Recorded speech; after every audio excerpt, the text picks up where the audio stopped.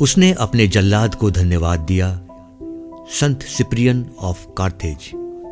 क्या आप जानते हैं कि एक धनी रोमी वकील ने अपने ही जल्लाद को धन्यवाद दिया था, जिसने उसे मृत्यु की सजा सुनाई थी। यह प्रेरणादायक कहानी है संत सिप्रियन ऑफ कार्थेज की, जो एक बुद्धिमान वकील, महान वक्ता, दयालु धर्मगुरु और साहसी शहीद थे।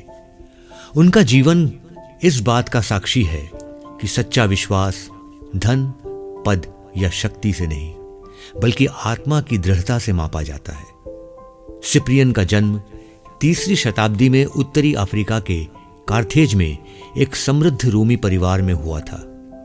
वे बहुत प्रतिभाशाली थे और शिक्षा पूरी करने के बाद वकील और वक्ता के रूप में प्रसिद्ध हुए। उनके पास सम्मान, धन और प्रसिद्धि सब कुछ था, लेकिन संसार की इस चमक के बीच में वे आत्मिक शांति नहीं पा सके। उन्होंने देखा कि जीवन का सच्चा अर्थ केवल ईश्वर में ही मिल सकता है। ईसाई धर्म से प्रेरित होकर उन्होंने अपना जीवन बदलने का निर्णय लिया। उन्होंने अपना धन गरीबों में बांट दिया और बपतिस्मा लेकर मसीह का अनुयायी बन गए।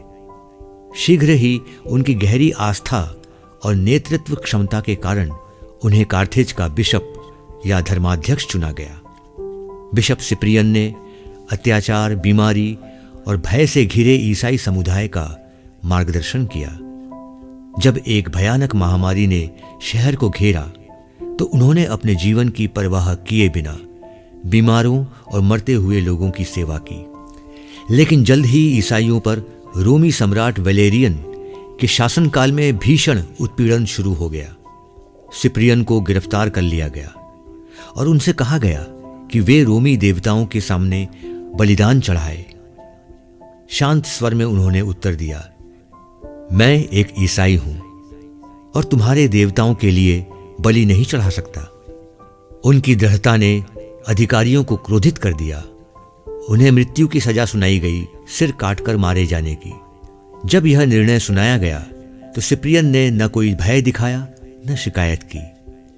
वे मुस्कुराए और कहा, ईश्वर का धन्यवाद हो। फिर वे घुटनों के बल झुक गए, प्रार्थना की और अपने हत्यारे को धन्यवाद दिया, क्योंकि उसके हाथों से वे अपने प्रभु से मिलने जा रहे थे। एक शांत और विश्वासपूर्ण हृदय से उन्होंने अपनी गर्दन आगे की और अपने प्राण ईश्वर को समर्पित कर दिए। उनकी मृत्यु व्यर्थ नहीं गई। उनके साहस और शांति ने पूरे उत्तरी अफ्रीका में मसीहियों को बल और प्रेरणा दी।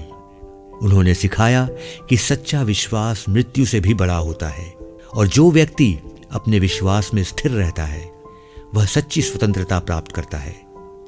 संत सिप्रियन को आज भी शहीदों के संरक्षक और विवेक के कारण सताए जाने वालों के रक्षक के रूप में याद किया जाता है। उनका जीवन हमें यह सिखाता है कि जब हम ईश्वर में विश्वास करते हैं तो भय और मृत्यु भी हमारे आत्मिक विजय के मार्ग में बाधा नहीं बन सकते।